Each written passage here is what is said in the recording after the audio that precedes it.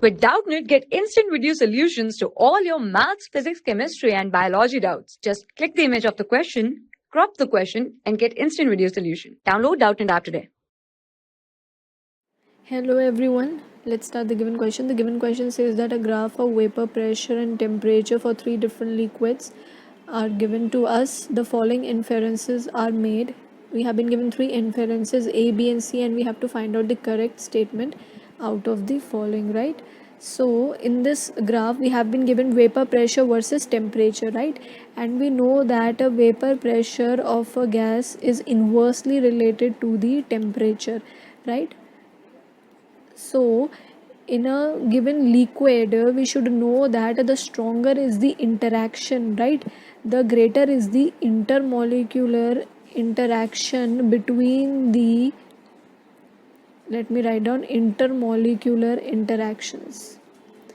So the greater is the intermolecular interaction will be between the atoms which are present in that liquid, which will make that interaction between those atoms strong. So to remove that interaction and to overcome those interaction, higher temperature would be required, right? So that means with the greater the interaction, the temperature would also increase. That is, the boiling point of those liquid will increase, because higher temperature would be required to break the bond and the strong interaction between those atoms.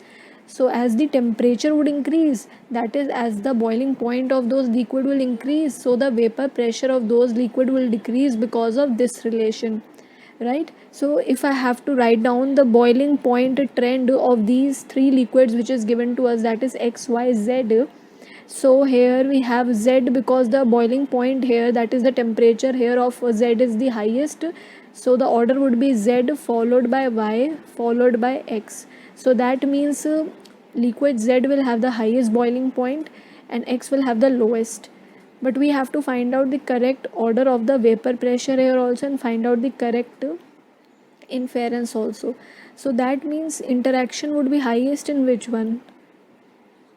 So if I have to write down the interaction order would also be the same only, that is z, y and x liquid will have the least amount of intermolecular interaction. Now out of the following statement, A says that x has higher intermolecular interaction compared to y, so this statement is wrong.